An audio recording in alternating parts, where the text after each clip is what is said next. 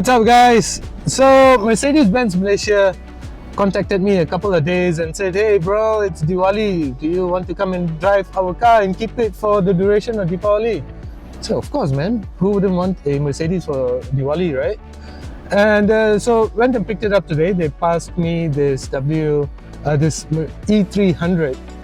This is the facelift version that was introduced earlier this year. Ahead of me is a 2-litre 4-cylinder turbocharged engine, making about 258 horsepower, 317 Newton meters of torque, which is quite decent. And I have a full panoramic sunroof, a really nice Burmester sound system. It's promising to be a fun Diwali. So I'm going to be driving this car around. I have a party to attend in Jandabai. I have another party to attend in Kajang Country Heights later. I might go to MotoGP and in Sepang, of course. And then after that, I might go spend some time with my parents in Ipoh.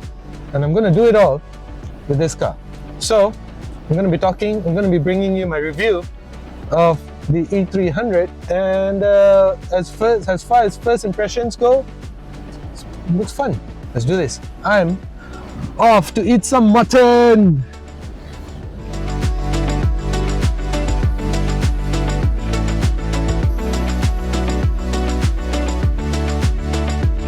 Day one with the Mercedes-Benz E300, and I'm on the way to Sepang to collect my MotoGP passes. Yep, it's MotoGP weekend and it's also Diwali weekend. It was the same thing last year. Have to choose. Anyway, my point. I have a bit of a confession to make, to be honest. A couple of months ago, a cousin of mine asked for my opinion about this very car, the E300, because he was in the market for his mom. Actually, his mom was in the market for specifically an E300, but she was open to checking out other cars. And back then, I said, Mercedes, the E300. This was from my own experience, that the build quality of the locally assembled models wasn't so great. We had a W211 once. Was it the 211? I think it was the 211. A locally assembled 211. And boy, anyway, didn't have a very good experience with that car. So, so just when somebody asks me for an opinion, I would share with them my experience, right? And my experience with locally assembled Mercedes-Benzes hasn't been all that great. So I told him that maybe there are better buys out there, and specifically cars like maybe even the Toyota Harrier. I know what you're thinking.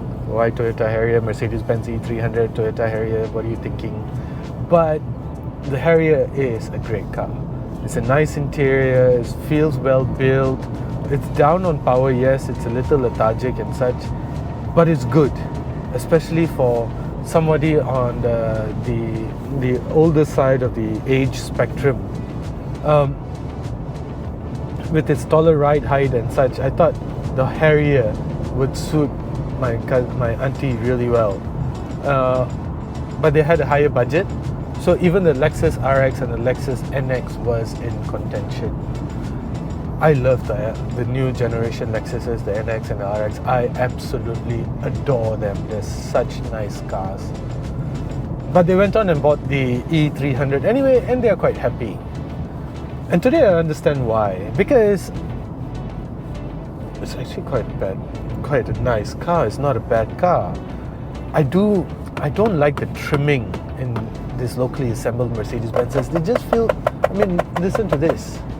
They just feel so cheap, the trimming, But besides that, this dark trim is part of the EMG kit, right? I would have liked something more luxurious.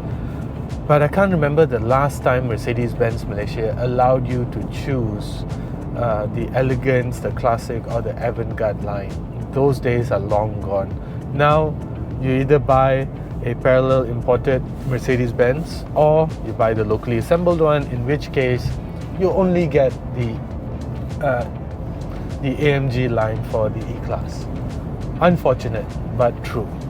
So But now, being in here, I don't think it's a bad deal. I drove it last night. I really like that funky colors at night, 64 colors, and I think I have it on dynamic, so it's always changing colors and such. Really nice. And I like this twin panoramic roof. It's also a sunroof, so it opens up. Nice touch as well. Never underestimate the comfort that that a sunroof can give you, especially on cool mornings or late at nights. They're very nice. You should try it out. Then you have a Burmester sound system. I like it. I just really like it. You get adaptive cruise control. So, is it? Yeah, it's adaptive cruise control. So there are things about it that are really nice. But weirdly, it doesn't come with wireless Apple CarPlay and Android Auto. But then at the end of the day, guys, this is a car that costs close to 400,000 ringgit on the road. It's not cheap for a locally assembled Mercedes-Benz. It's expensive. And that just puts into contention a lot of other models that you can consider. Case in hand, Lexus. It feels like a 300-ish thousand car, 320, 310, 330. It feels like that. But close to 400, yeah. I know things are getting expensive, but yeah. I mean, take the leather on across the dash, for example. This is the Artico man-made leather. It's not even genuine leather. It's Artico man-made leather. The seats are real leather. Up front, not real leather. 400k. But besides all of that, I actually really like driving this car. So I got 258 horsepower. Not bad sounding. I mean, this is ultimately what you would describe as an uncle's car. An uncle will enjoy this, no doubt. But besides all of that, at highway speeds at about 110, 120 kilometers per hour, you do get some tire noise that is coming back, intruding back into the cabin. I suspect, I will reconfirm this later, I suspect that this car runs on run flat tires. And run flat tires basically are made of harder compound tires, harder compound rubber. And so to give it that longevity and that durability in case it goes flat. So the tire on it is basically harder. So I suspect that's why that we are hearing quite a bit of the tire sound back in the cabin. So yeah, that's day one. So far, happy? Yeah. Expensive? Yes. Trimming could be better? Definitely. But nice. Quite nice. Day 2 with the Mercedes-Benz E300. As you can see, I have my son at the back there. My wife is hiding right behind me. We're on the way to Jandabai for a friend's birthday party at one of those bungalows over there. Looking forward to it. Unfortunately, the government announced that there was going to be a toll-free holiday. So Kara is jammed. Oh man. But this has allowed me the opportunity to actually think about the car properly. Things that I like and don't like. Still, I don't have much that I do not like. I do, however, now realize that the seats can be quite hard. They're not very plush in the sense that they're not very supportive. I mean, so this is something that you will only, I guess, be able to realize if you spend a lot of time in the car, which obviously we are doing now. And but besides that, they are supportive. It's just that they can be a bit on the harder side. I wish they were a bit more soft and supple. The other thing that I wish that I had, or I'm yet to figure it out, is I can't change tracks. The tracks, meaning the song that I'm listening to. I can't change tracks from the steering wheel. So if I want to do that, I have to either press next on this mouse pad thing over here or on that screen over there. Talking about screens, I have two 12.3 inch screens ahead of me. No complaints, beautiful screens. And so yeah, that has, I wish I could just change tracks from the steering wheel. That would, meaning I can keep my hands on the steering wheel and not keep taking them off just to change the song. But talking about songs, this Burmester sound system is amazing, really nice, very deep bass in it and such.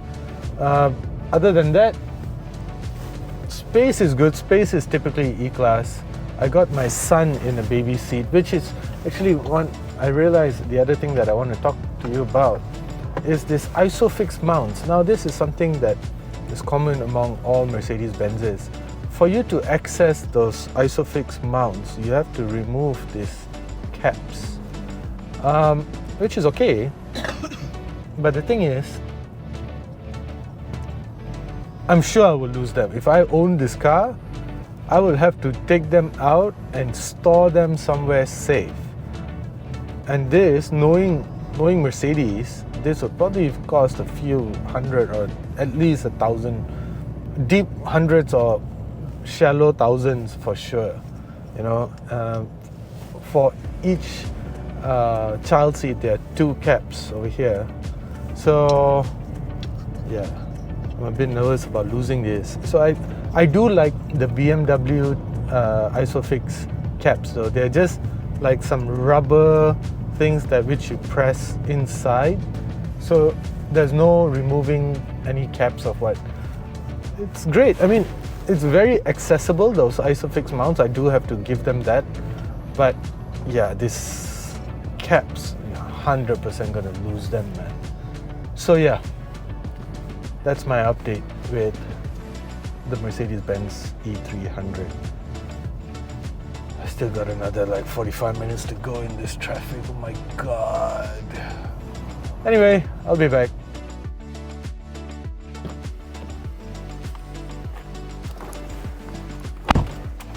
So this is it then, guys.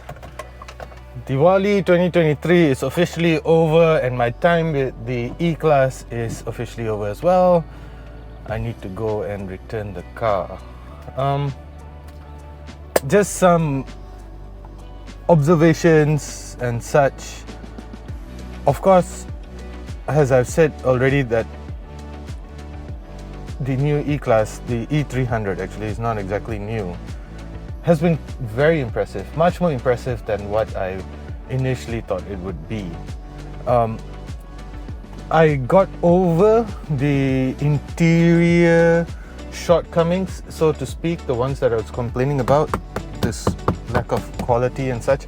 I still think that it could be better in terms of quality, but it's something that over time and as you keep driving the car, it grows on you, and I appreciate that. I really like the panoramic sunroof as well. I think it adds a sense of roominess, airiness in here. Another thing that I would like to point out though, it's Tuesday today. Picked up this car I think on Thursday, last Thursday, drove a lot, attended by multiple parties and such, and I'm still left with a quarter tank of fuel. I think that's testament to the efficiency of the 2-liter turbocharged engine as well as the 9-speed gearbox, because it keeps the revs low. One of the drawbacks of the 9-speed gearbox is that because there's so many ratios, when you need to accelerate, you put your foot down, the car takes about a second to realize which gear it should be in. So that's the only thing. That's a typical character of a multi-ratio gearbox, and so to speak. Let me see if I can tell you how efficient the car was. Anyway, still left with a quarter tank of fuel. I think that's testament enough to. I just started this car. It's not going to give me Anyway, as usual, oh there you go, 10.9 liters per 100 kilometers on average. Yeah, so I mean the car is stagnant, stationary. I'm sure I can do better than this. Anyway, my review of the Mercedes E-Class, impressive, great family car, great Diwali car. Anyway, thank you for watching. As usual, do consider subscribing.